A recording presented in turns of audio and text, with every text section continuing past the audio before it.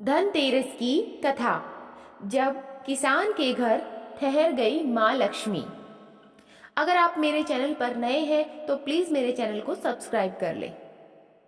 कार्तिक कृष्ण पक्ष की त्रयोदशी तिथि के दिन धनतेरस का पर्व पूरी श्रद्धा व विश्वास के साथ मनाया जाता है। धनवंतरी के अलावा इस दिन देवी माँ लक्ष्मी और धन के देवता कुबेर की भी पूजा करने की मान्यता है। इस दिन को मनाने के पीछे धन्वंतरी के जन्म लेने की कथा के अलावा इसके बारे में एक दूसरी कहानी भी प्रचलित है।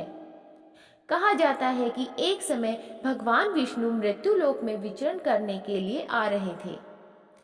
तब लक्ष्मी जी ने भी उनसे साथ चलने का आग्रह किया।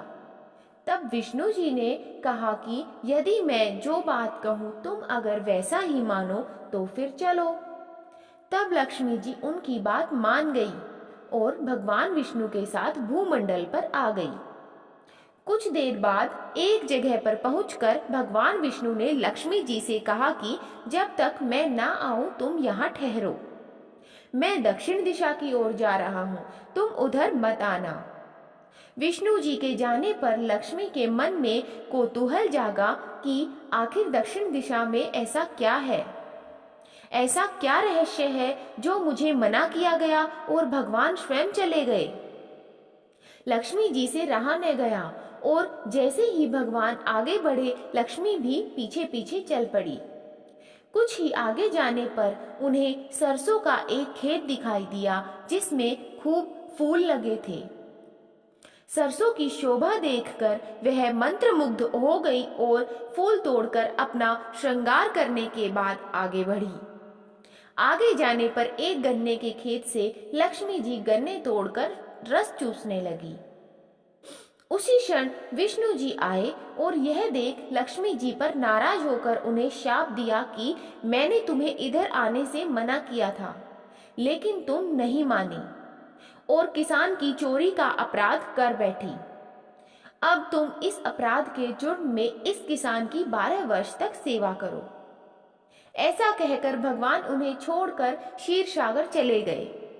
तब लक्ष्मी जी उस गरीब किसान के घर रहने लगी।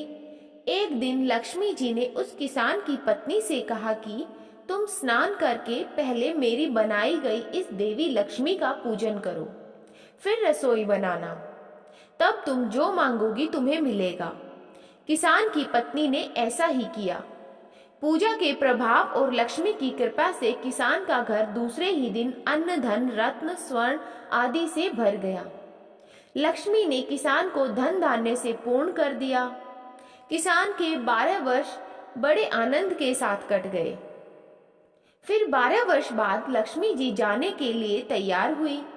विष्णु जी लक्ष्मी जी को लेने आए तो किसान ने उन्हें भेजने से इनकार कर दिया।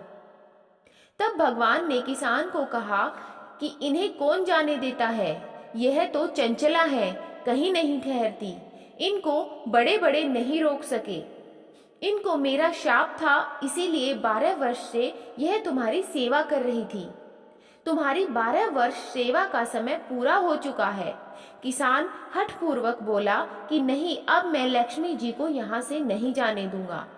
तब लक्ष्मी जी ने कहा कि हे किसान, तुम मुझे रोकना चाहते हो तो जो मैं कहूँ वैसा करो।